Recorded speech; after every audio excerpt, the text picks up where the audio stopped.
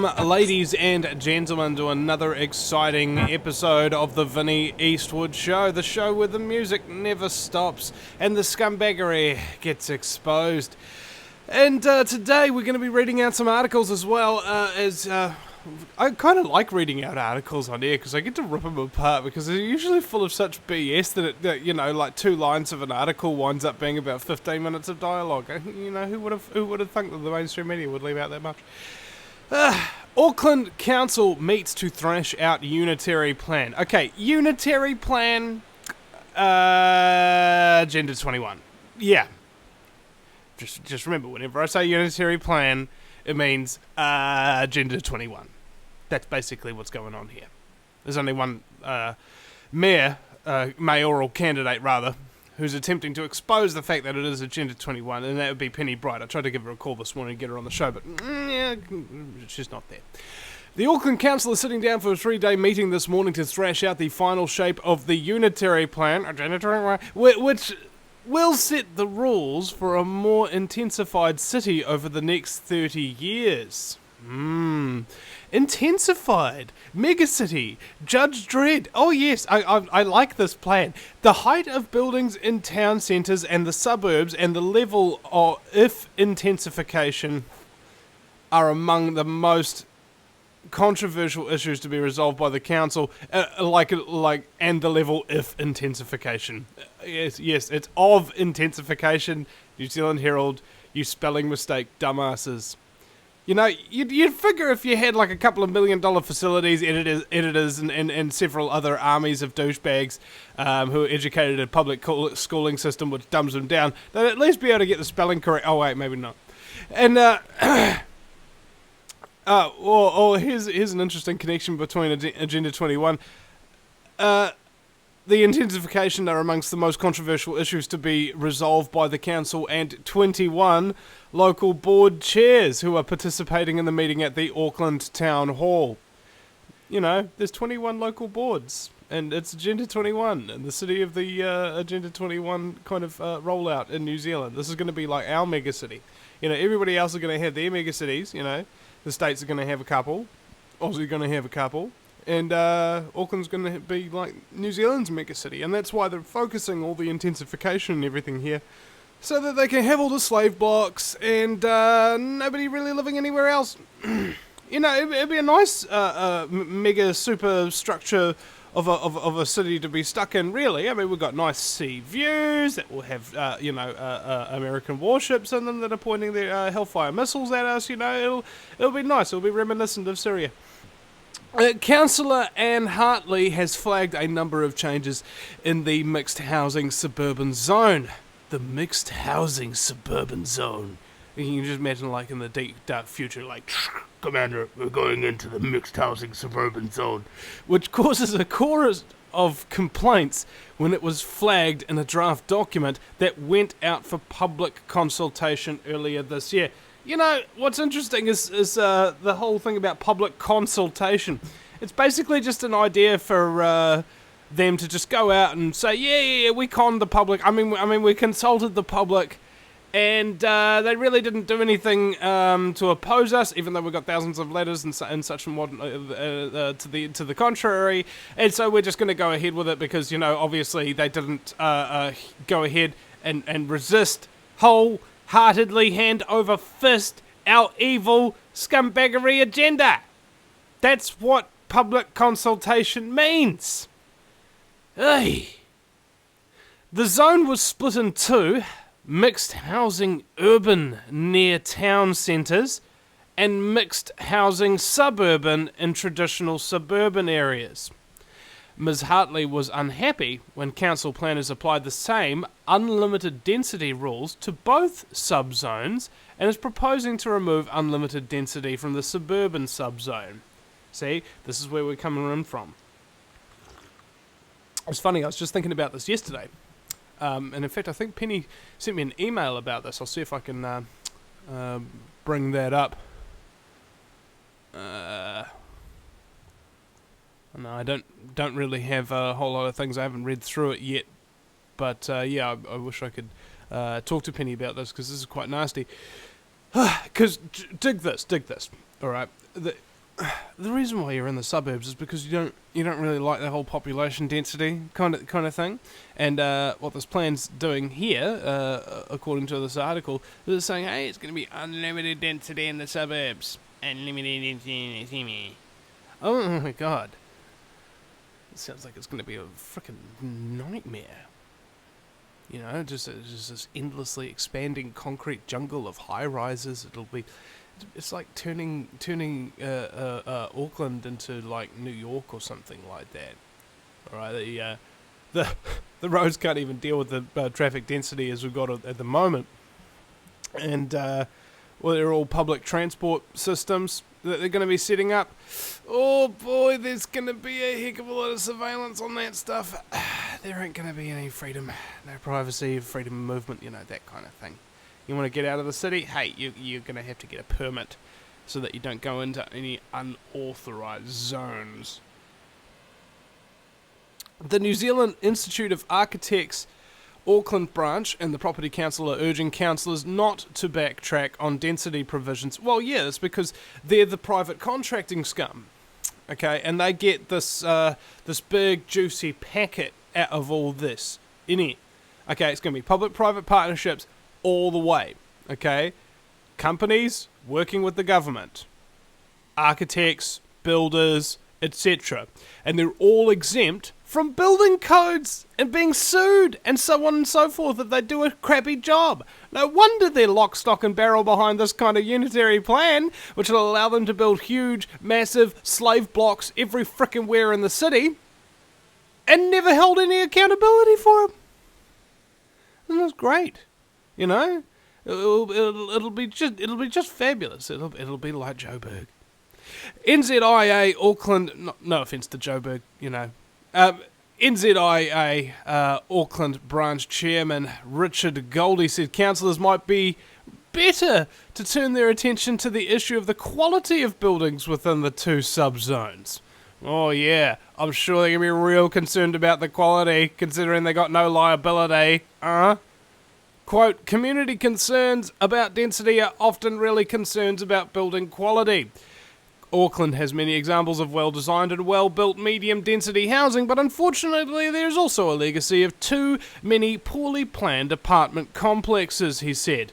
A mate of mine was living in an apartment complex, and there's this kind of a gap between two buildings in the distance, you know, where you can sort of see like a sliver of the sea, you know, in between this urban death landscape. And the Korean real estate agent guy goes, see, look, there's a sea view. It's just like, dude, you're going to be freaking kidding me. And he was living in this apartment anyway, and I was in there for just like 5 minutes, and I felt like I was cramped and I needed to blow my brains out. Like going down the hallway of this like 2-bedroom apartment, my shoulders were touching the walls. Okay? It's that freaking cramped. And that's what we call a poorly planned slave block. You know, when he well-planned slave residences, thank you, for all the peasant scum to frickin' migrate into. I just, oh my god, it's just terrible. Okay, I don't know about anybody else, but I really hate the whole idea of living in a slave block. Really, it's quite disgusting. For me, anyway. Maybe there's some good apartments or whatever, but you know, proximity to neighbours, lack of privacy, you know, it's also a real pain in the ass whenever you want to let somebody up or whatever. There's all these security doors and so on and so forth. It's much better just to have a house where they come to your door, they knock on your door, you say, hi, welcome, come in, as opposed to, here's the elevator, you need a code and a flash card, and you need so on and so forth and blah, blah, blah. You need to find out where the frack this frickin' apartment is and be able to find it. You know, it's just a pain in the ass. From my perspective anyway. And of course, that's going to be the plan for the whole city, isn't it? It's going to be terrible. I'm really looking forward to it. Property Council Chief Executive Connell Townsend said the council must continue with the current density targets in the draft unitary plan. Now the thing is, they got targets, all right? They're not taking statistics and saying, oh, we need this, and such a blah, blah, blah. They've just got this Agenda 21 target. Okay, we're going to have to shuffle everybody into the slave cities to make sure that we can keep control and surveillance over them all. Okay, so that's the draft unitary plan in a nutshell there. He said councillors had the opportunity to act with courage, not only for the residents of today, but the residents of tomorrow. Yeah, it's really courageous herding people into slave blocks. The residents of tomorrow, the slave scum of tomorrow. Auckland developer Mark Todd has emailed councillors to say they have little understanding of how to motivate the private sector to build smaller, more affordable housing in places people want to live. You know, it's probably because they don't get all the extra freebies and government handouts and so on and so forth when they're not building Agenda 21 slave blocks. I love the word slave block. You know, I really do. His company, Ockham Investments, has been working on proposals for 3 large sites of 2, 3 and 9 hectare sites for up to 1,000 quality 1, 2 and 3 bedroom homes. What a waste of time! Because if the unlimited density is removed, they will be non-complying under the new plan and hence not eligible to receive preferential consent processing. Now, council consent processing, boy, do you want to talk about corruption? Oh yeah. You just go to my YouTube channel, Mr. News Guerrilla Media, and search Russell Malcolm. That's Russell with 2 L's and Malcolm like a first name. And his problems with the council getting consent was a real pain, okay? And they even asked him for bribes. Alright, they're that freaking corrupt. And I can guarantee you, if it's happened in the Rodney Council before the Auckland Unitary Plan, I can guarantee you it'll start to happen all over the city. It's probably already happening already, and there's very little chance that we'll have to stop that from happening, unless they get frickin' exposed by people who keep getting fracked over by them. You know, ordinary people like you and me. What is happening here is a real tragedy. Yet again, the older, wealthy land generation is behaving in a short-sighted, selfish manner.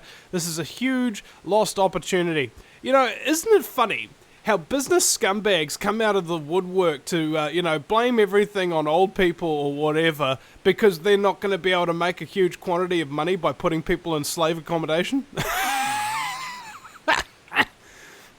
and call them short-sighted. Auckland Mayor Len Brown said the Unitary Plan was all about defining our city as a slave city. How many times have I said slave during this rant? Okay, Deputy Mayor Penny Hulse, who is chairing the 3-day meeting of the Auckland Plan Committee, said there was a little bit of trepidation. But this is what our job is, to make hard decisions, and today is the start of that. Okay, well, luckily Auckland can now rejoice in its slave scumbaggery. Now, I also wanted to go on to this next article here that we have. It's about Syria hits world... What is that? What is that? Alright. Syria wars fears hit world shares overnight. Syria war fears hit world shares overnight. Man, I'm not even awake yet. Sorry. Thank God it's daylight savings soon. It better be, because gosh dang it, I hate doing my show in the morning, man. Seriously, it's much better when it's an afternoon show. That's why I've got actually the opportunity, if I'm staying up late working, to actually get some freaking sleep before I go on air. And I think we'll probably kind of discuss this one after the break, really, because, whenever anybody talks about Syria, first thing that comes to mind is a joke. What, you can't be serious. And the second thing that comes to mind is, isn't this a great proxy war to scare the living bejesus out of everybody, 9/11 style? Iraq style, Afghanistan style. Oh yeah. This is gonna be nice. Let's just freak everybody out. Yeah, that'll be a good move, won't it? Yeah. We'll be able to, I don't know, nuke people. Started war with Russia. I mean, what's not to like? World War III? Potential apocalypse? You've got to be freaking kidding me. Hence the joke, you can't be serious. This is just not funny. This is like a real scary situation. And people best wise up to this, you know. It's kind of a really dangerous move on the part of the US to threaten war with Syria that they happen to be propping up in the first place anyway, including funding the rebels who work for Al-Qaeda and carry Al-Qaeda flags over captured tanks. We'll be right back. No matter where you live, globalism affects you. Did you know that the Vinny Eastwood Show has more subscribers than New Zealand Herald TV and is New Zealand's most popular YouTube news channel, where warm-hearted humour and a list of awesome guests talk about crucial issues which the mainstream media ignore. A show where you, the listener, can phone up with questions, comments and suggestions of guests. Vinny is building a hub to connect truthers with raw information they need to become active. He can help you gain further skills such as website building, producing audio and video, and creating revenue streams in your own multimedia environment. Because Vinny supports such a wide range of people in the truth movement, he is not government or corporate backed and relies entirely on your donations. Give now, give generously, or subscribe for $10 a month for access to ad-free video archives. Just visit thevinnyeastwoodshow.com and click donate. The fastest 2 hours in talk radio. It's the Vinny Eastwood Show, broadcasting live on AmericanFreedomRadio.com. And incidentally, you can also listen live on the VinnyEastwoodShow.com. If you also Google Vinny Eastwood Chat, you should show up the wee chat room there. I never look at the chat room during the live broadcast, so don't ask. It's just, you know, if you feel like chatting with other people in there or whatever, you know, it's there for you. I don't really like it because it distracts from rambling. And Syria. All right, let's get serious for a moment. Oh yeah, there's a lot of things that people don't know about Syria. You know, it's actually quite a nice place, allegedly, before all the chemical attacks that the US probably funded and or staged with Al-Qaeda, which they owned and funded and incidentally staged. Fears of an escalating conflict in Syria rippled across financial markets on Tuesday, sinking stocks, lifting gold, and pushing the price of oil to the highest in a year and a half. A day after Secretary of State John Kerry said there was undeniable evidence of a large-scale chemical attack in Syria. Who in the... Okay, let's try to get a grip, Vinny. Who in the frack believes Senator John Skull and Bones Kerry anymore? Are you kidding me? Tensions between the US and the regime. Oh yeah, that's right. We're gonna cut to our Middle East correspondent now. Yes, Vinny, I'm here in Syria, and the regime, terrorism, terrorist regime, and regime. And Syria, Middle East, Muslim Brotherhood regime.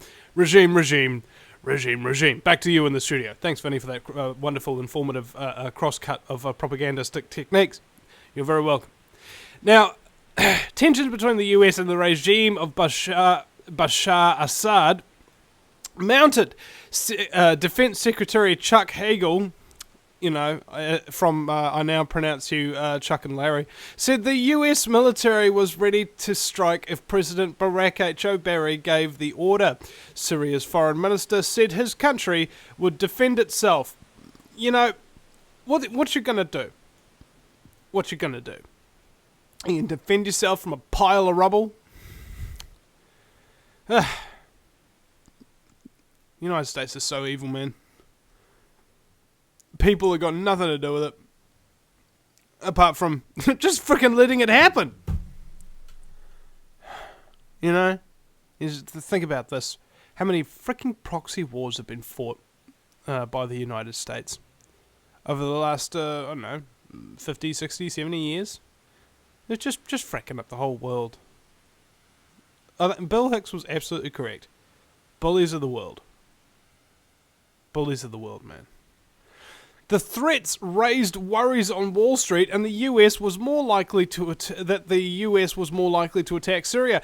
That could disrupt energy trade in the region, which in turn could hurt other markets as well as the economy.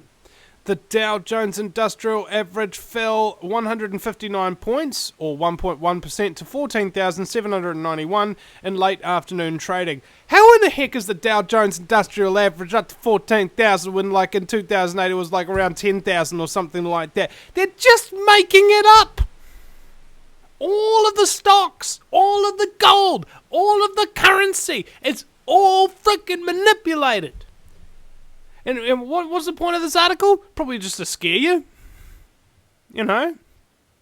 Get a whole bunch of people pull their money out. Maybe they're going to try and, I don't know, collapse the economy at some point. Everybody keeps talking about collapsing the economy, but nobody's ever done it yet. Everybody gives dates and stuff. None of them have been right yet. You know, it's just, when you think about the Third World War, what you think about is it has to be something simultaneous, okay? Like the Second World War. What was happening simultaneously along with a war? Great Depression. Okay. Massive tyrannical rise of police state and socialism in most countries, you know, something of that nature. Yeah, okay. And then nice. And what do we got today? It's the same thing, isn't it? The Standard & Poor's 500 index lost 23 points, or 1.4%, to 1,634, and the Nasdaq Composite. You know what? What does this matter? Have you noticed? You sit there and you watch all these statistics on the news, and they're telling you how much the stock market has fallen by how many points, and so on and so forth. Does anybody actually understand what one or two of those points means? No, I thought not. And all of these news outlets, they report it like they know what they're talking about. I guarantee you start asking any of these douchebag reporters, what is 2 or 3 points on the Nasdaq Industrial Index mean going down? And they're like, is bad for the economy. So you don't actually really know. You're just acting under the assumption that what they're telling you, first of all, that the statistics are actually the truth. That the stock market itself isn't a complete frickin' lie and a scam bucket of monkeys full of thieves in suits sitting there trading away everybody else's futures. That's why they call it futures trading. Futures commodity. And just making stuff up and taking control of the entirety of the economy while fear-mongering everybody with little things like, there's a couple of points down. You know, it's like Black Hawk Down, but except there's a couple of points instead. I don't get it. The law of unintended consequences, and I call them unintended consequences sometimes because it's like there's many layers of consequences, like an onion. And the history of previous military interventions in the region is not a recipe for political and economic stability, said Neil McKinnon, global macro strategist at VTB Capital. VTB Capital sounds like some kind of a capitalist venereal disease. The sell-off in US stocks was broad. All 10 industry sectors in the S&P 500 index were in the red. That's probably because they're all run by communists. And only 21 of the 500 stocks in the index rose. Utilities and other high dividend paying stocks escaped the selling. And isn't that interesting? Because I guess people know that utilities are going to be very valuable if there's some kind of a war. Why do you think armies kind of attack utilities, infrastructure, and things of that nature when they go into countries? You know, they blew up water plants in Iraq. They blew up power plants. They blew up frickin' everything, man. Messed up their roads, messed up their bridges, so on and so forth. If you cripple a nation's infrastructure, you got them. They're fracked. They can't fight back. They can't even boil water to throw on your face. That's the sad reality of it. And I think that's why the New World Order wants to take control of all infrastructure globally. Because if they ever needed to, if they even really needed to, like, fight the local population who are resisting being taken over by a bunch of ruthless criminal sociopathic scumbaggery, you just shut your power off, mate. And you're fracked. You know? Maybe. I don't know. It's just a little theory of mine. The impact wasn't just in stocks. Gold prices advanced and government bond prices jumped because traders see those investments holding their value better in times of uncertainty. Oil surged $3.03 or 2.9% to $108.94, a level last reached in May 2011. Do you remember when it was like $140 a barrel and people were thinking, oh my god, it's peak oil, it's peak oil? Who the frack still believes in peak oil? Really? Really? I mean, come on. Oil prices go up to $140 a barrel, and then they go back down to like 60 over 6 months. And apparently, oh, the oil's running out. It's that much harder to get home. No! It's an infinite freaking resource. For some reason, it gets produced in the middle of the earth and starts spurting up at all of these different spots around the skin. It's kind of like, you know how, like for example, if you talk to a teenager and you ask the teenagers, do you think your pimples are an infinite resource? And you'll be like, absolutely, yeah, because pimple nizzle keeps getting produced and it keeps popping out of my skin. That's not entirely dissimilar from the way oil's produced, I reckon. Anyway, the Russians figured it out. You know, the Russians have figured out a lot of stuff, you know. They figured out that diamonds are practically worthless. You can just make them in a lab, just as hard, just as hardcore, and just as beautiful, for like nothing. Oil is infinite. It reproduces itself. It keeps coming out of the ground. There's no end to it. There's oceans of the stuff under the crust of the earth. They drilled down 60,000 feet. 60,000 feet! Normal drilling platforms do like 10,000 feet before they strike a little bit of oil pockets. These guys drilled down to way deeper. Like, and there's like these caverns. You know, like straight out of Lord of the Rings, filled with just trillions upon trillions of barrels of oil that you see in every freaking direction. It's out of control amounts of oil. And they say that there's peak oil, so that they can trick people with artificial scarcity, to make them think that there's actually a problem here. To make them think that oil's actually the problem. Actually, control of the oil by a bunch of cartel scumbags like US Standard Oil and the Dutch Royal Shills and the BHP, which is incidentally owned by the Royals as well. That's the real problem with oil, is it's controlled by scumbags. And on top of that, the engines and things of that nature that we've got in our cars wind up wasting about 90% of the oil in the petrol, the gasoline, whatever. Okay, you know the reason why you got exhaust? Alright? It's because it's unburned hydrocarbons, yo. When your fuel gets squirted into your engine, it's got these massive droplet sizes. And it can't burn it all up. So about 90 to 98% of it or whatever just passes through as a vapor, gases out through the exhaust pipe. There's many things that have been done over time in order to improve that level of efficiency, okay? The Pogue carburetor, for example, the very first carburetor that was ever made was like used a wick, okay, in order to light the fuel. And this guy, Cameron Pogue, I believe it was, prior to World War II, created a carburetor that got 200 miles a gallon. Alright? That's prior to World War II. Okay?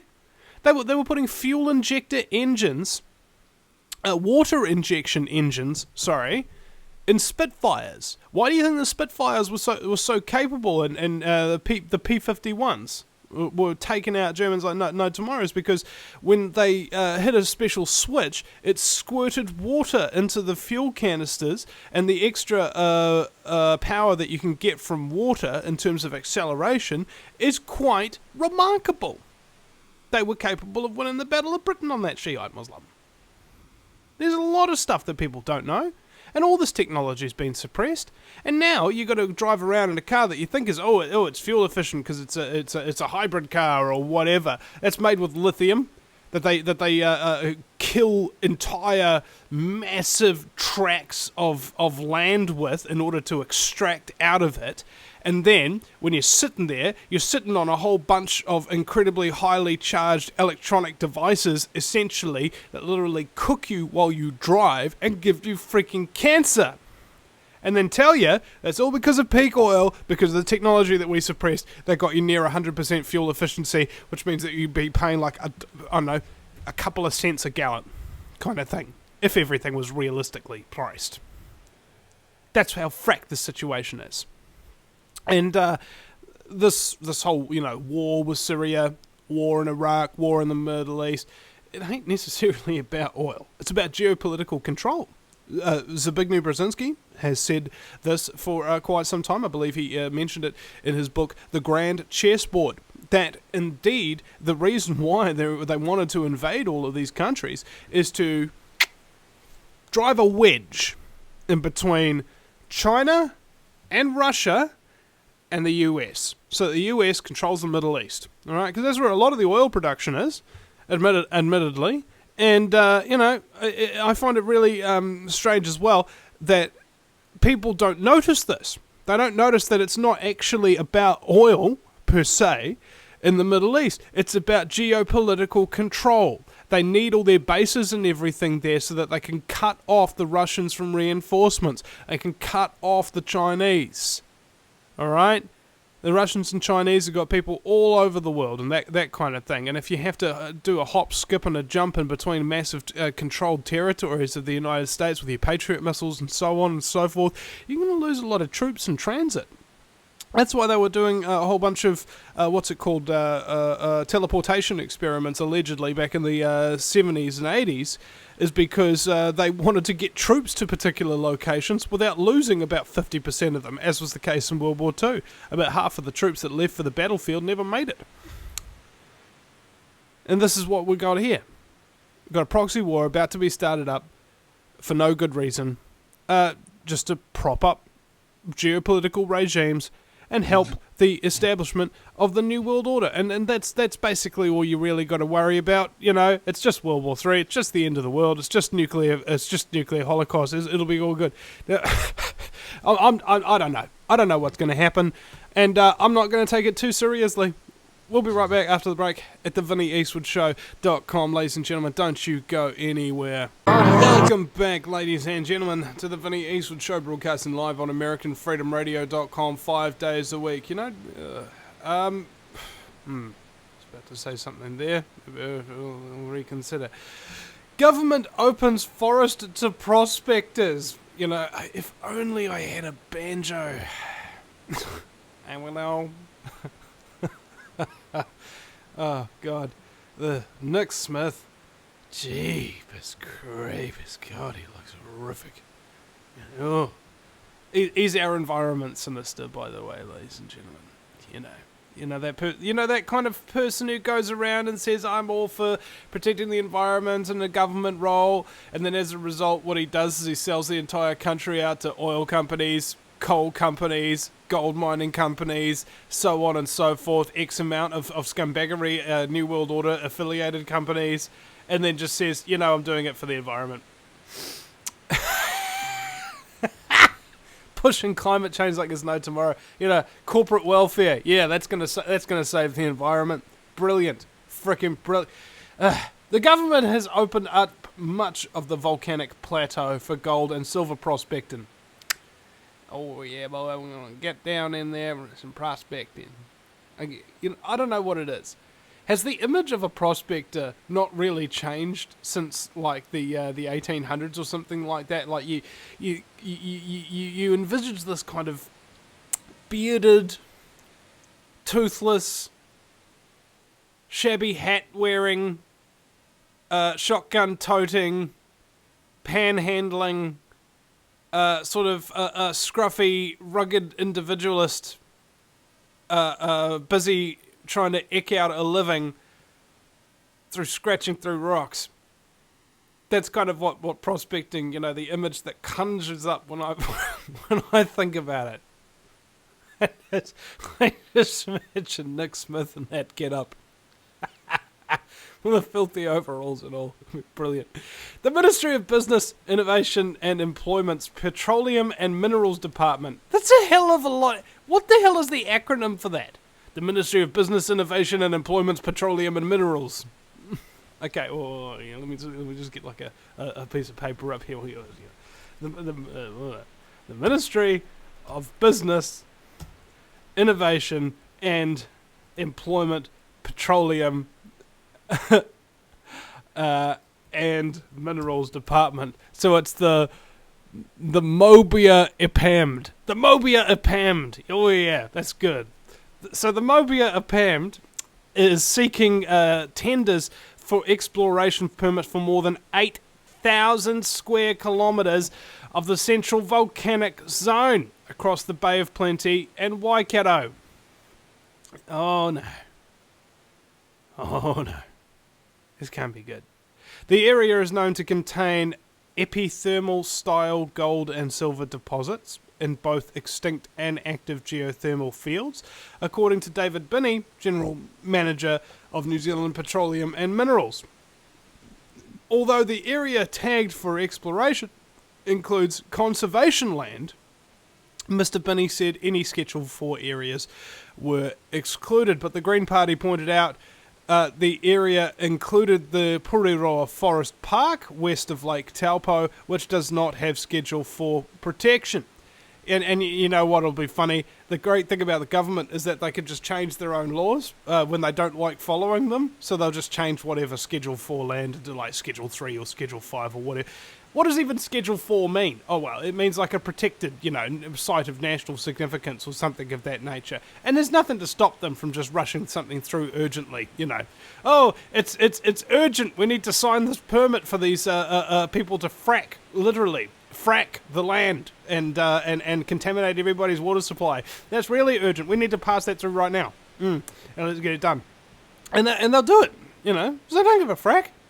Ironically, the government should not be tendering for mineral exploration permits in this precious place, Green Party mining spokeswoman Catherine Delahunty said. I like Catherine, she's a nice lady. The Puriroa Forest is some of the best lowland forests remaining of the North Island. The majority of the ancient totara trees remaining in New Zealand are found in Puriroa. And, it's funny, New Zealand wilderness is kind of like disappearing, man. Like, honestly. I remember watching a Country Calendar the other night, and there's these old farmers. The guy's like, 90, 95 odd, and he's still getting himself around, still walking around.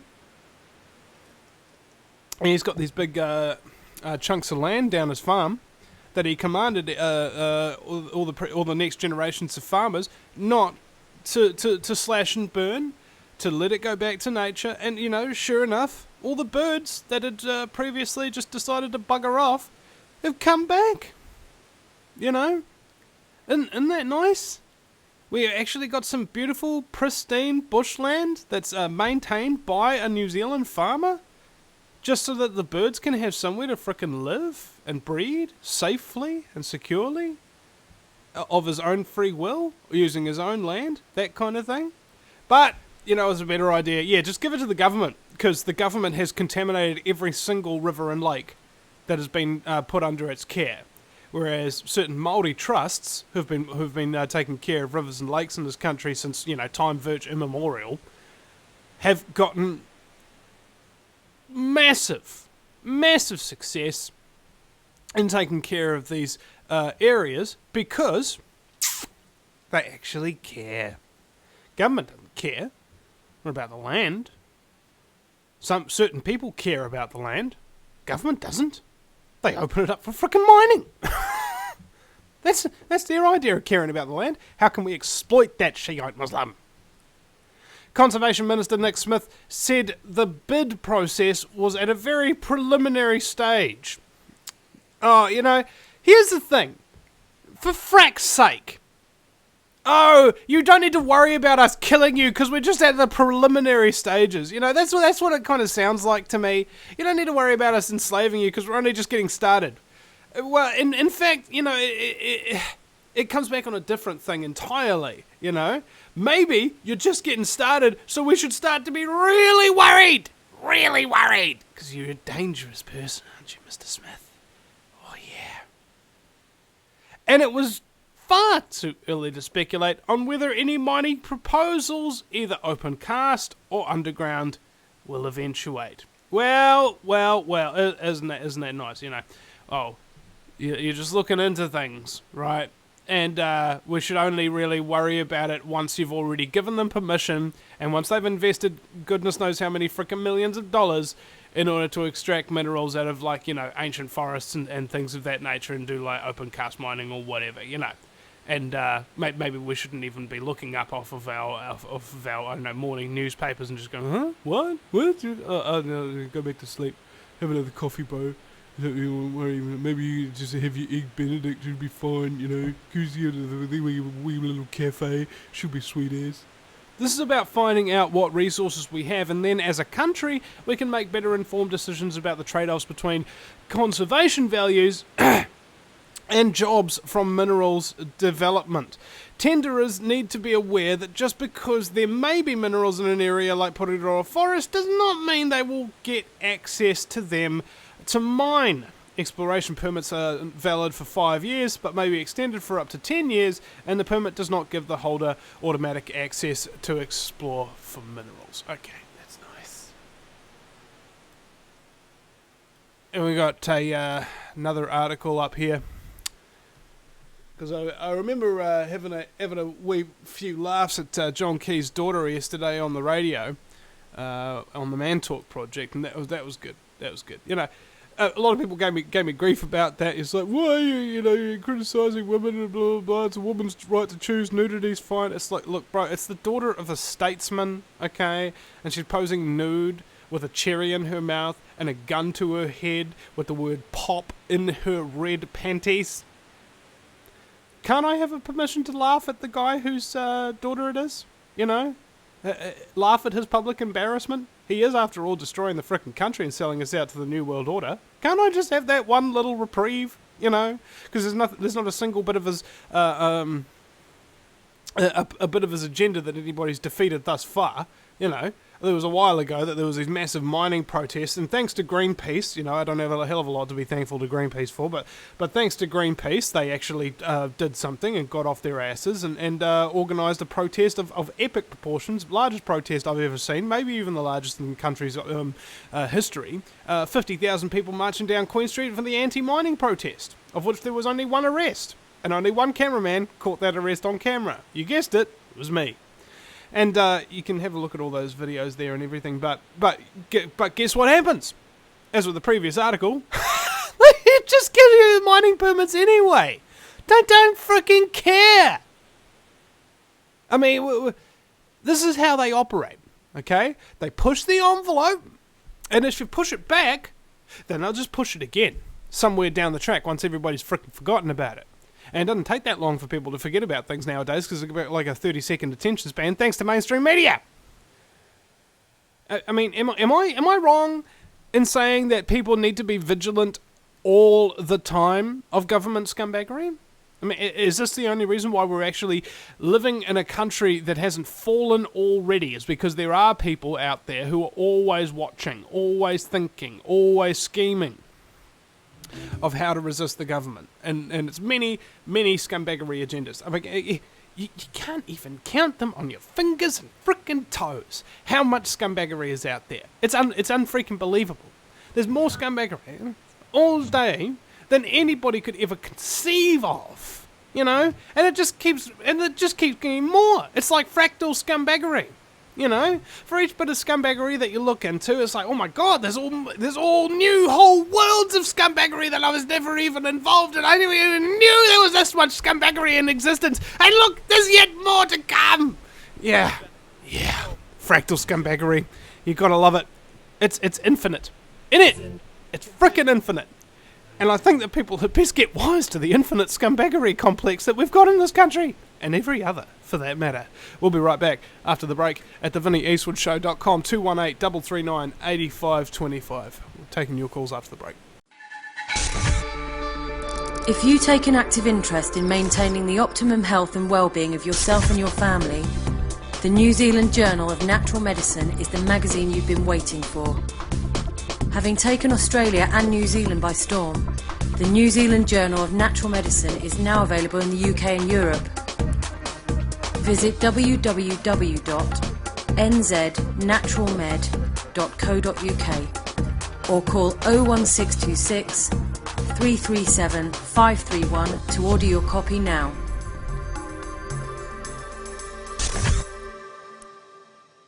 Welcome back, ladies and gentlemen, to the Vinny Eastwood Show, broadcasting live on AmericanFreedomRadio.com 5 days a week.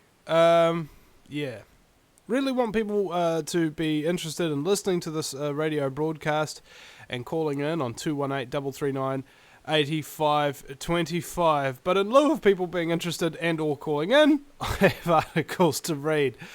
All right, here's one for you. Key loses plot in Labour poking fun. Albeit briefly, John Key lost the plot in Parliament yesterday.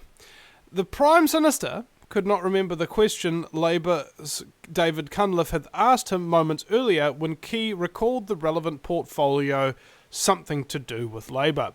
He started talking about completely different legislation to that which Cunliffe had referred, and the Prime Minister has not lost his marbles. He was, in his words, having just too much fun at Labour's expense to worry about the subject matter of the questions.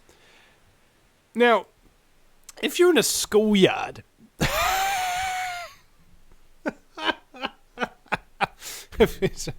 you know, this is basically the kind of guy that our Prime Minister is. Oh, I'm just having too much. Having too much fun abusing my political colleagues in order to even keep up with the subject matter. I don't know. I got detention for doing things like that when I was in high school. I don't know. Maybe the Prime Minister should get detention too, like in Guantanamo Bay. Two of the contenders, Cunliffe and Grant Robertson, took the only realistic option, targeting Key. Shane Jones, Labour's spokesman on regional development, chose Stephen Joyce, whose responsibilities include promoting economic growth in the regions. With his mind loaded with jokes, Key had one objective: to show who is the boss regardless of who becomes Labour's next leader.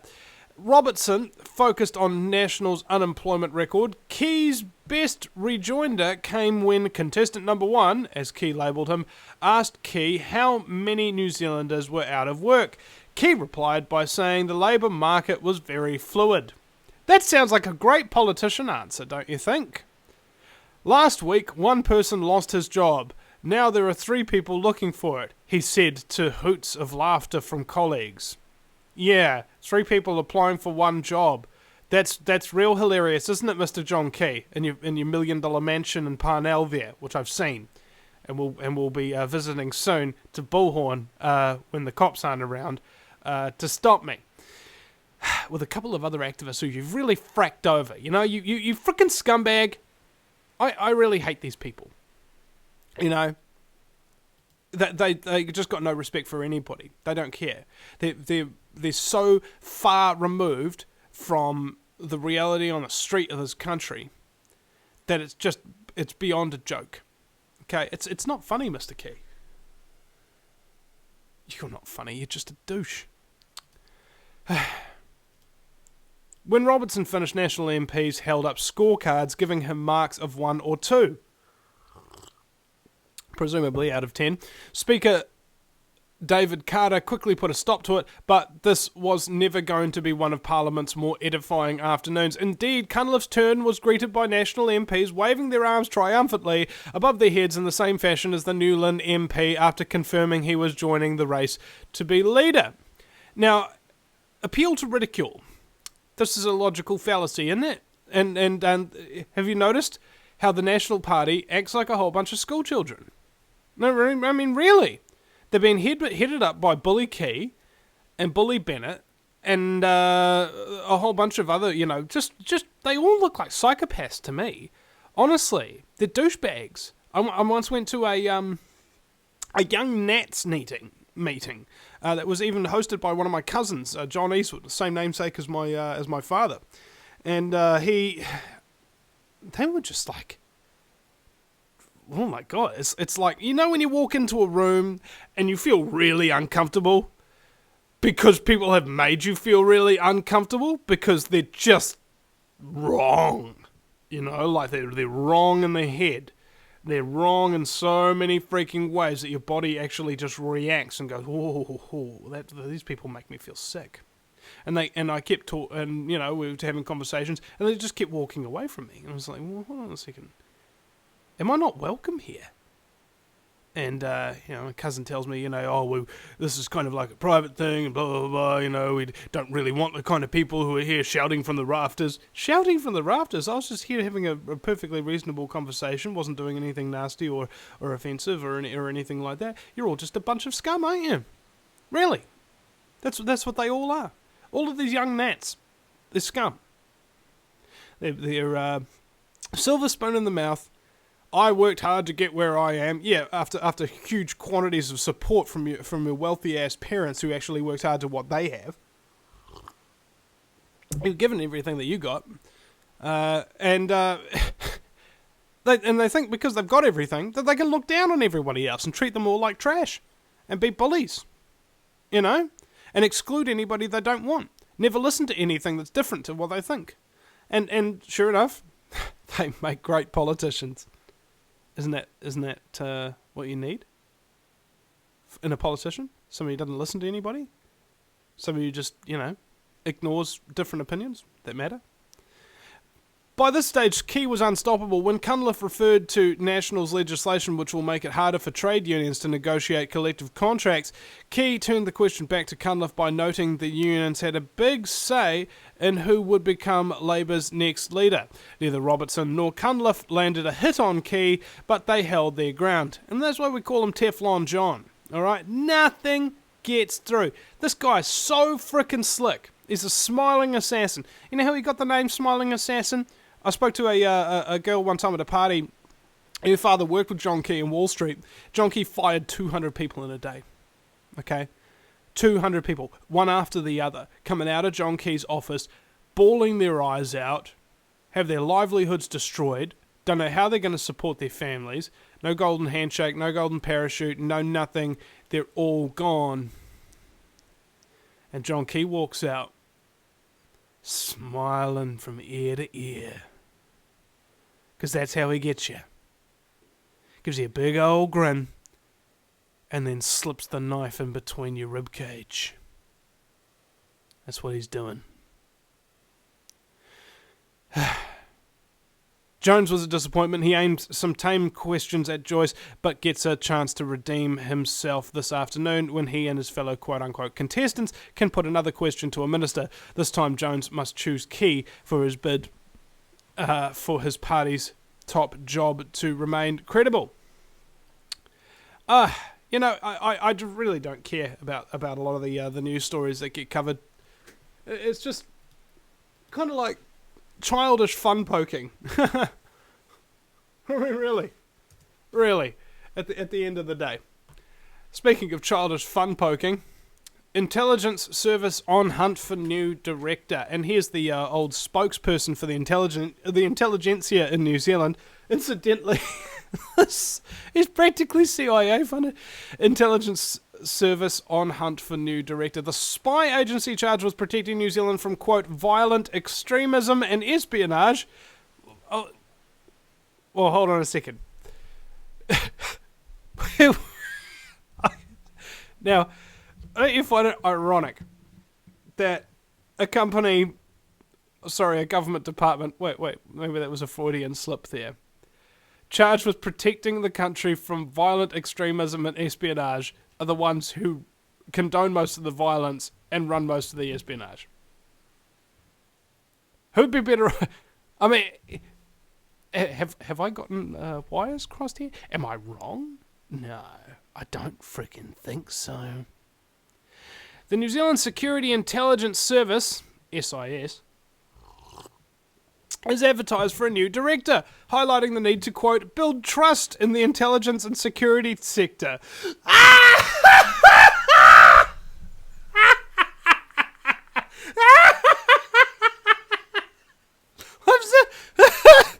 Oh, God.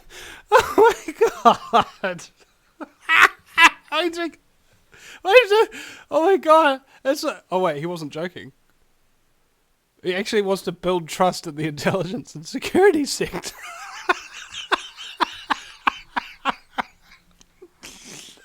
I'm sorry. I can't help it. Oh, my God, that's funny. Oh, God. Okay, I'm going to count down just wait.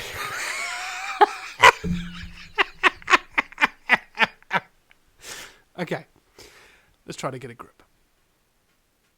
The service's role is to investigate threats to New Zealand and give them a job, protect the country from foreign spies, and to give them passports, especially if they're Israeli, and to spy on other countries while they spy on us, and then share information with them because it's illegal to spy on your own citizens, but not anymore under the GCSB bill, of course. It has a more feet-on-the-ground approach to intelligence than the Government Communications Security Bureau, the GCSB, which I just alluded to, which just had electronic surveillance powers extended to allow it to spy on New Zealanders. Okay, so, at the same time that they give one government department the ability to spy on everybody and everybody's emails, they're also looking for a new director of the hands-on-the-ground kind of people who actually go in and order wax on people and so on and so forth, because they need people to be able to trust the intelligence and security sector. I smell a rat. A big, scary rat. The Bureau was recently embarrassed when caught illegally spying on internet tycoon Kim.com for the police. And 88 others, mind you. New Zealand Herald, you censoring, omission-ridden frickin' filth. The NZSIS position, it's the State Intelligence Services, it's kind of like our, like if the GCSB is the NSA of New Zealand, and the SIS is probably the CIA. And the difference between the NSA and the CIA is the NSA have all the great toys and goodies and so on and so forth, but the CIA are the ones who commit all the crimes, set up all the shell corporations, import all the drugs, and so on and so forth. You know, they're the boots on the ground kind of guys. And the NSA just, you know, kind of sit back, you know. That's why in Mexico they call them the NSA. The NZSIS position description revealed that the ripples of the illegal spying affair continue, with the incoming director told to make sure the issues raised in the GCSB did not reflect problems against the intelligence sector. Okay, so dig this. We're afraid that it might appear that we're a bunch of corrupt scum, so what we're going to do is just change the corrupt scumbag who's actually leading the sector in order to convince everybody that, oh, we've got different corrupt scum, and now it's no longer corrupt scum. The job ad also forecast more cooperation with the GCSB. So at the same time, they vacate a position and they try to tell a person what we're trying to do is distance ourselves from the GCSB and their illegal activities, which we just made legal, in order to give the intelligence and security sector more credibility and stuff like that. We want to distance ourselves from that while working closer together with them. For frack's sake! This is blatant. It's just so in your face now, isn't it? What are we going to do? What are we going to do? The position comes vacant with the retirement of Dr. Warren Tuckett, a constant figure in intelligence and security services over the past 30 years. Man, I'd love to get him on the show and sign a full confession, you know? Figure out what the frack has been going on in this country for the last 30 years. Because 30 years is basically like the last 30 years have been the worst 30 years in this nation's history. Incidentally, it's the only 30 years that I've been alive in this nation's history. A spokesman for Prime Minister John Key paid tribute to Dr. Tucker, saying, quote, he has made a significant contribution to the country's security and intelligence sector, for what the Prime Minister is very grateful. The last vacancy in the security services was the GCSB director's job, filled by current director Ian Fletcher in February 2012. So they just, appointed a new person. And guess who appointed him? You get it? The John Key Prime Minister. The appointment of Mr. Fletcher caused scandal when it emerged he was known to the Prime Minister from school. Oh my God! Oh my God! Okay. Oh crap! This country is so freaking corrupt, man. Like, honestly, people think that New Zealand is like land of milk and honey, like it ain't corrupt, like it ain't full of evil mafioso pieces of trash like walking around who own the courts, own the police, own the government, own all the companies and everything that run this place. Holy cow! It is that so much. Oh my God! This country is so fracked. I just don't see anybody doing anything about it. Well, actually, I do see people doing stuff about it all the time, but they're writing letters. They're staging little protests, and they're not making YouTube videos. They're not going after the public. It's just we're in deep frickin' trouble here, and all of the previous methodologies that we're trying to work just ain't working. Okay, all the legal channels and everything that we've been given to fight against scumbaggery in this country are basically useless. I mean, what are you going to do? When they pass a piece of draconian legislation, they ask for the public to write submissions. Yes, submit to us. And then people submit, and then they wonder why the legislation didn't get changed at all. And why they just rode roughshod over them. Because all you did was submit to them, bro. What do you think the word submission means? Why do you think they ask for your submission before they pass bills? I mean, come on. It's right there in front of your face. They don't care. They're just freaking evil scumbags is what they are. It's just, oh my God. And the fact that the Fletcher dude is like one of John Key's mates from freaking school, and then he appoints him to be head of the GCSB, like a year before they passed this GCSB bill to spy on all New Zealanders. I mean, it's just the corruption could not be clearer. It emerged Mr. Key had reached out to Mr. Fletcher to ask him to interview for the position after being unable to fill the role. It's like he come across a whole bunch of people. Hey, Mr. Key, how's it going? Hey, mate, I need you to be the head of a draconian spy organisation that has officers from the NSA in its building. And he goes, like, whoa, why do you want me to do that? Oh, just to spy on New Zealanders, anybody that threatens our agenda kind of thing, so we can, target them, red flag them for analysis and eliminate them if absolutely necessary, just take them out of the game, especially if my corporate buddies in Hollywood tell me to do so in the case of Kim.com. A whole bunch of people say, nah, bro, I don't really want to take the heat for that kind of thing. He's like, okay, I'll just ask one of my old schoolmates. Hey, Mr. Fletcher. He's like, yeah, bro, I've got a favour to ask you. All too happy to oblige. Mr. Fletcher's appointment was seen as a shift to the future from the GCSB's military-bound, bunkered roots. Yep, well, I'm sure all of us are going to be military-bound and quite rooted soon, aren't we, Mr. Key? Thank you very much. We'll be right back after the break. 218-339-8525. Call in if you can.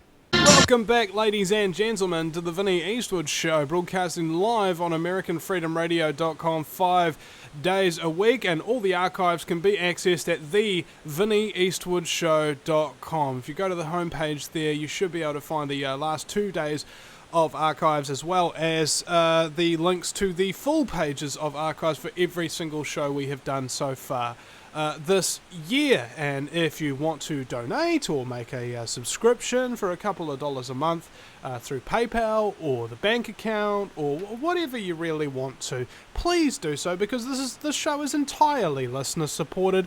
There is no possibility any massive evil corporation would ever fund something like this. Okay, we're trying to have fun, we're trying to give people information, and we're trying to have a few laughs amidst all the scumbaggery. Who'd want to support that?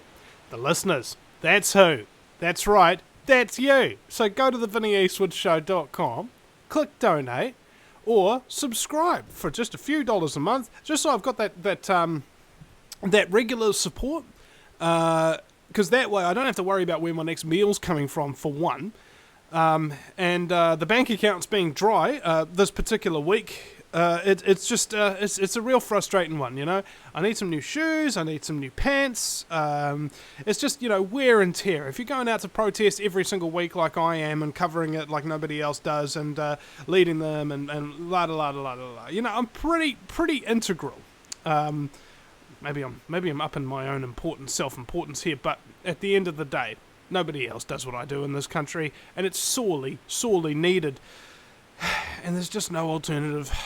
It's unfortunate. I am the alternative. It's sad, isn't it? Speaking of alternatives, let's talk about Peter Dunne. You ever heard of this guy? He's such a douche. I've ambushed this guy once before, actually. Spy law MP's target of hacktivist group. Shadowy band that closed GCSB website says it will expose the secrets of politician who passed controversial legislation. See, I didn't know that a hacktivist closed the GCSB website. Like, that's so funny. That is so funny. Like John Key comes up on the on the TV and says, "Oh well, it's like a virus protector. Yeah, we're gonna protect everybody from hackers and such and blah blah blah." You can't even protect your fracking selves. It serves you right. Oh my god! Just like everything John Key says, he's a liar. He's a frickin' liar. Okay, I can't make it any clearer than that. How many times does somebody have to lie to you before you realise that they're a liar and you can't trust anything that they say? How many times? Do they have to lie to you once? Do they have to lie to you twice, thrice, or 7,000 times like John Key has before you start thinking, you know what, maybe this guy is a liar? Mr. Dunn said it was likely hacking and release of private information would lead to calls for the government to get tougher on security. So the reason why you're getting all of this stuff is because you tried to get tougher on security in a draconian way, and now when it's back on you, you're like, oh well, we need to get even tougher in an even more draconian way, which will probably cause even more hacking and stuff like that. How about you just learn to freaking care about people a little bit and start asking them questions instead of secretly surveilling their Shiite Muslim? Politicians who were instrumental in the passing of the controversial GCSB law are being treated by an international hacker group, treated by an international hacker group, you know, like salmon and sandwiches and so on, so forth, which wants to dump their secrets online. Oh, I can't wait for that. The anonymous group of hacktivists say they will give the politicians who voted the bill in the chance to prove they truly have nothing to hide and nothing to fear. In an interview with the Herald, carried out through encrypted chat services, an anonymous member named Prime Minister John Key, his deputy Bill English, and Attorney General Chris Finlayson as top of the hit list. United Future leader Peter Dunne and ACT leader John Banks were also named. Quote, releasing such personal information sends a message that they're not very hard to find. They aren't the only ones who can gather intelligence. The anonymous group has already conducted a successful strike against the government, knocking the GCSB website offline on Friday. The person speaking to the Herald claimed to be a New Zealander and to have coordinated the attack. The Herald contacted the person through 2 YouTube videos which threatened action. The YouTube account was linked to Twitter messages sent to the MPs being targeted. Internationally, the anonymous group has caused havoc for corporations, governments and other organisations with hack attacks and operations designed to overwhelm and shut down computer systems. They have been called both cyber terrorists and freedom fighters, attracting international law enforcement action and arrests by the FBI. The group maintains it can continue in spite of the arrest, using the slogan, "We are Legion," and saying it has no central body. Which of course makes it prone to infiltration by intelligence agencies, and also makes it really good because whenever they attack anybody in officialdom can use those attacks as a great excuse to basically restrict and destroy people's access to the internet again. You know, counterintelligence is a complicated business. All you got to do is claim that you're working for the side that you're not really working for. And then do things which benefit the other side that you claim that you're attacking. Boom. Nice one. Whether or not Anonymous is actually a real group of people, and, I'm of many minds about this. I don't know.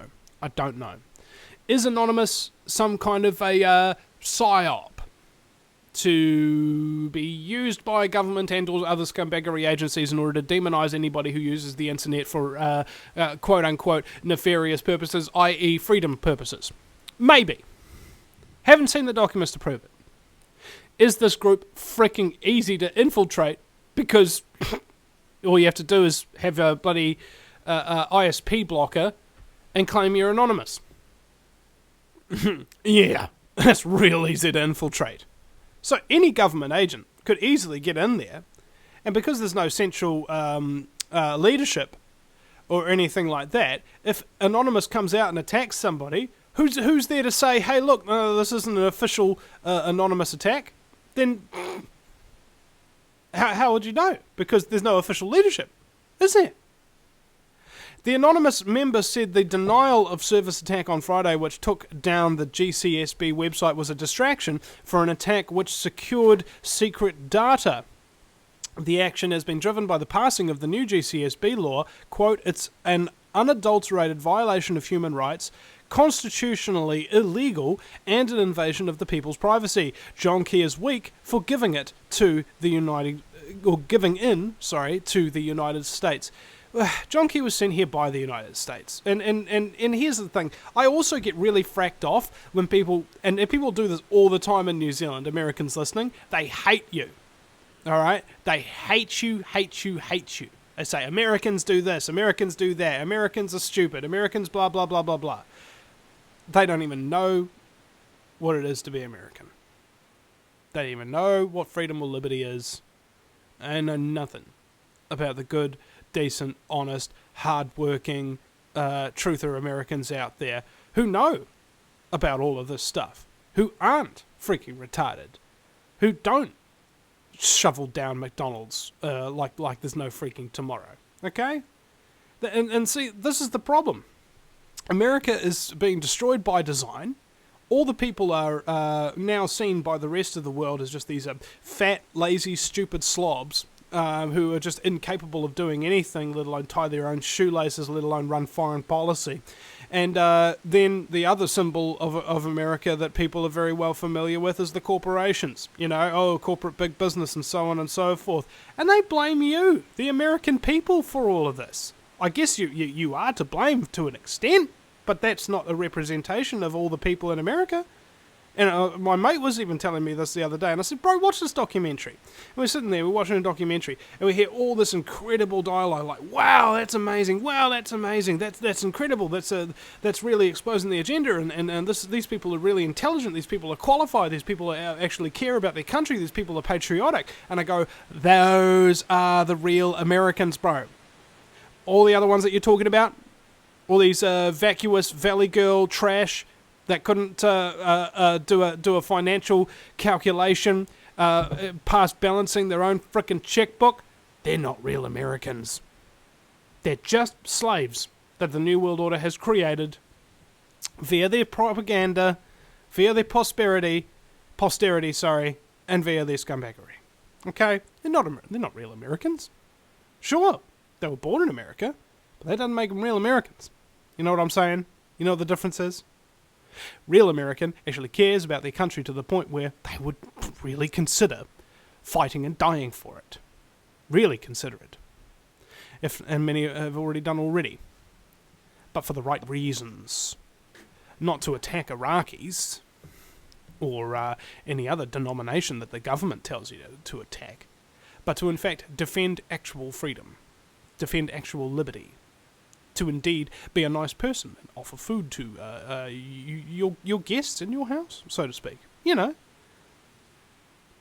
I just really feel sad that a lot of New Zealanders think this way about my American brethren. It's pretty sad, man.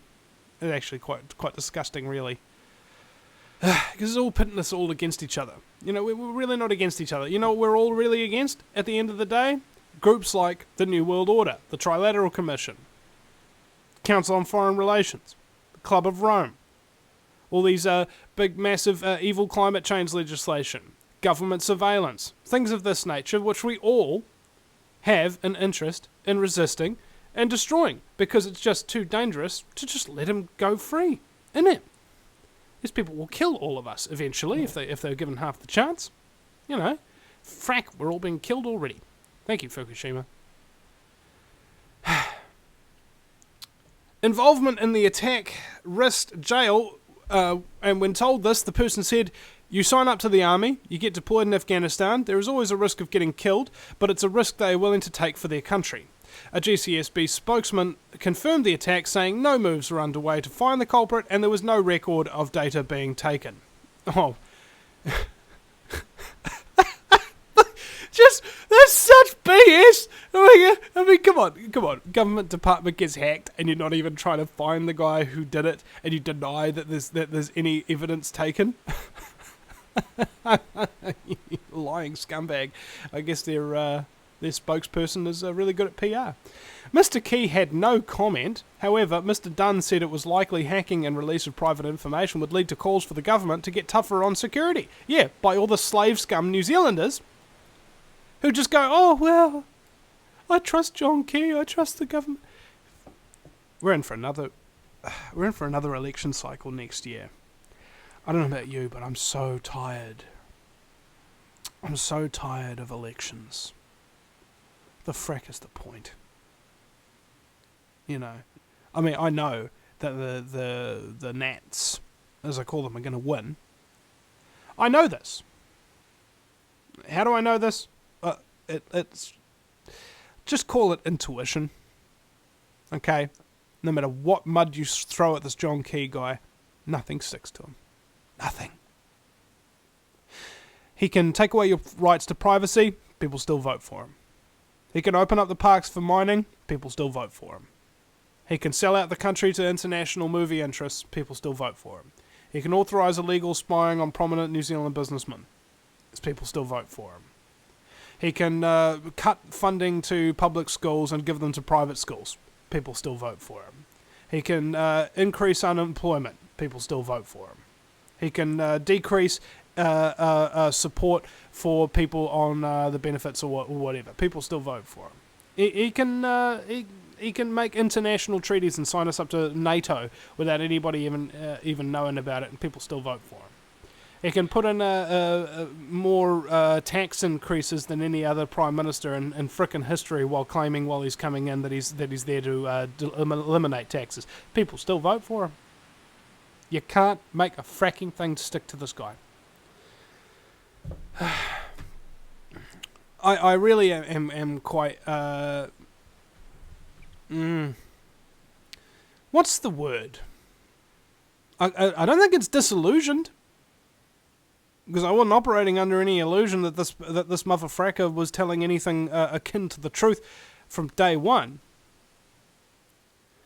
But maybe it's like when you've been fighting for so long, exposing X amount of scumbaggery for such a period of time, that even after 2 election cycles, where you've been yelling and screaming at the top of your voice, still nobody listens, you get really disheartened.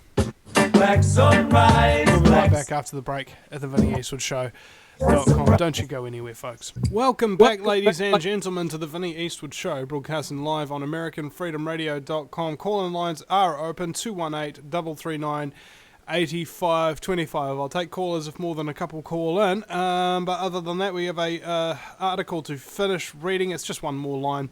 Asked if he had information he'd rather keep hidden. This is talk about Peter Dunn, by the way, regarding the GCSB and the hackers trying to put out sensitive information of scumbags who passed this frickin' iniquitous bill. He said, "I'm not sure.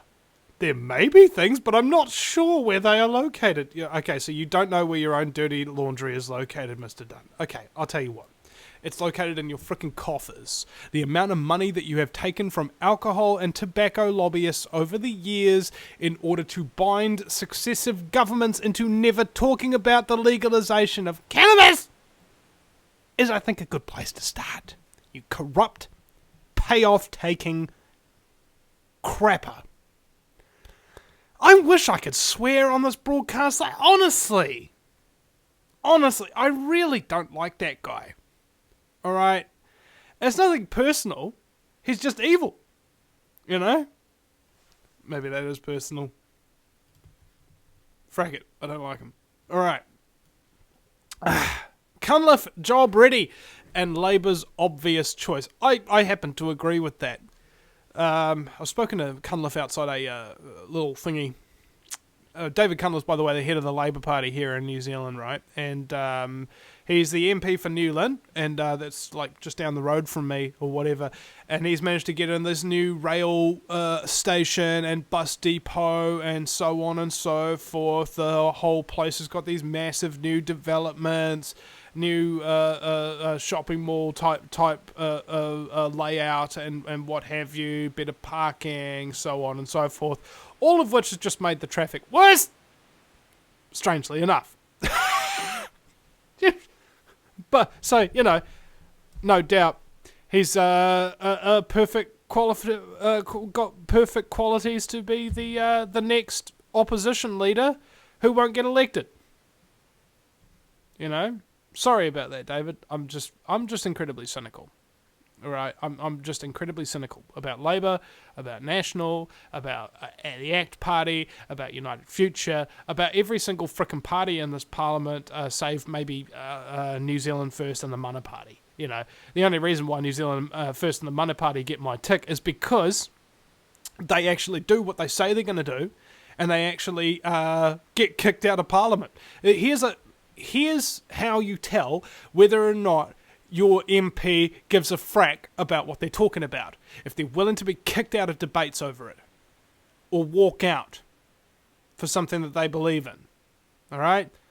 Both Mana and New Zealand First have done that. No other party I have seen does that. They're too frickin' cowardly. They love their frickin' government salaries too blimmin' much. They love lying to people too much. They love the limelight too much to just leave it for the sake of having something called principles. You know why the government had to close its state schools? Because it didn't have any principles. That's right. David Cunliffe erupted onto our television screens on Monday night as though he'd just become Prime Minister. Not just decided to have another crack at the Labour Party leadership. Quote, "If he were a racehorse, you'd swab him," joked an old party veterans. Not for him, the simple press release or note to a reporter of his two rivals, wreathed in Polynesian leis and backed by caucus allies and adoring electorate supporters, he called the world to his electorate headquarters to declare himself back from the wilderness to which he'd been dispatched for checking the now fallen David Shearer. In fact, just after my show yesterday, it might have been the day before, my mate Jono called me and says, "Hey bro, there's a big media circus down in New Lynn, you know, maybe you should get down there." And I couldn't be bothered. I guess this was what was going on, and I told him it would be in the media if there was such a fanfare about it. He claimed to be a chastened, wiser, and more humble man for his time in purgatory. Cue wild cheering. Over the top it was, but it also brought to mind the expression former leader Helen Clark had used behind the scenes during Labour's last leadership contest in December 2011. Job ready to Ms. Clark, Mr. Cunliffe was job ready, and Mr. Shearer wasn't.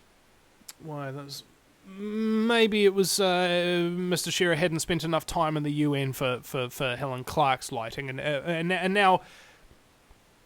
See, you know what Helen Clark's doing right now? She's a former Prime Minister in New Zealand. She was like Prime Minister for like 9 years, and back during the 80s, she was like one of the leaders of the party, and basically she was she had virtual control over all the party. Everybody knew who the one who was holding all the cards for the Labour Party for the last 20 or 30 years was. It was Helen Clark. She had like this big solid alliance. They were passing all this draconian legislation. While she wasn't even the head of the party back in the 80s and stuff like that. You know, this is something. This is a bad woman. This is a really scary woman. You ever seen her in person, bro? Whew, mate. She just irradiates this satanic energy. It's actually quite horrific and terrifying to behold. You know, the bulging eyes and the sharp teeth. You know, over the top it was. Oh yes. Now it was advised the Labour caucus chose not to take. Mr. Cunliffe had rubbed too many of them up the wrong way over the years. Instead, they took a punt on the new mystery man, David Shearer, who promoted, what was it, mercenaries to be used in African conflicts instead of actually sending troops in when it's talking about when you should be, in fact, trying to stop the major corporations from stealing all the money and bribing all the frickin' dictators in these African countries so that their countries can actually have some form of prosperity and freedom. He fracks. Mr. Shearer had entered Parliament just over 2 years before, following a by-election to replace the retiring Ms. Clark in Mount Albert. He came from a stellar 20-year career leading humanitarian activities for the United Nations in world trouble spots, including North Africa and the Middle East. You know, this is nice, isn't he? He's leading humanitarian activities, like promoting mercenaries, like Blackwater. That's a humanitarian activity now, by the way. His backers said he had the X factor to challenge National's seemingly untouchable leader, John Key. He's still untouchable. He practically won the X factor. He's that untouchable. It was never made clear what this miraculous X factor was. I quipped at the time that seeing a saviour from the East was highly topical, it being the eve of Christmas. But was it the right way to select someone to lead Labour back into office? It proved not. Whatever his talents, they didn't include any magical abilities to lure voters back to the Labour fold. Now, little more than a year out from the next general election, the pundit blog's poll of polls as of August 5th has Labour on 31.7%, nearly 16% behind National. And, you know, there's plenty of other parties in there, you know, like Greens are going to get like frickin' 10% or whatever. Party optimists argue that that's an improvement on the awful 27% of Labour's 2011 general election party vote, but Mr. Shearer was not fooled. Years of experience in the world's trouble spots had taught him when to get out, and so he did. I wonder why he got out of his other job and then went into politics only to get out again. Maybe 20 years is enough to realise that you're fighting an uphill battle against huge quantities of scumbaggery. With a general election looming, Labour is now in catch-up mode to bed in a new leader. Once again, it's a contest between job-ready Mr. Cunliffe, first elected to Parliament in 1999 and with senior ministerial experience, and another trainee, this time Wellington Central MP Grant Robertson, elected to Parliament in 2008, or just a few months before Mr. Shearer. Also in the race is Shane Jones, who was already admitted he's a back-of-the-field wildcard. Obviously, Mr. Robertson is a political high-flyer, selected despite being another newbie by his colleagues as Mr. Shearer's deputy, but does Labour have the time before the poll to introduce the rest of the New Zealand to a leader largely unknown outside the Wellington Beltway? No, they don't. Despite Mr. Cunliffe's past, quote, crimes of arrogance and not suffering his fools gladly, he says his time in the wilderness was transmogrified him into a more humble being. He is an instantly identifiable character on the political stage. He has a respected ministerial record and needs no introductions. For Labour, I would have thought that this is vital. It doesn't have time to waste blooding in another new face. 5 years into the key government, Labour continues to find it difficult to take advantage of the natural dissatisfaction of incumbent government attracts. Labour couldn't even reap the benefits of the widespread protests against the GCSB Act. Green co-leader Russell Norman became the media opposition spokesman as though by default.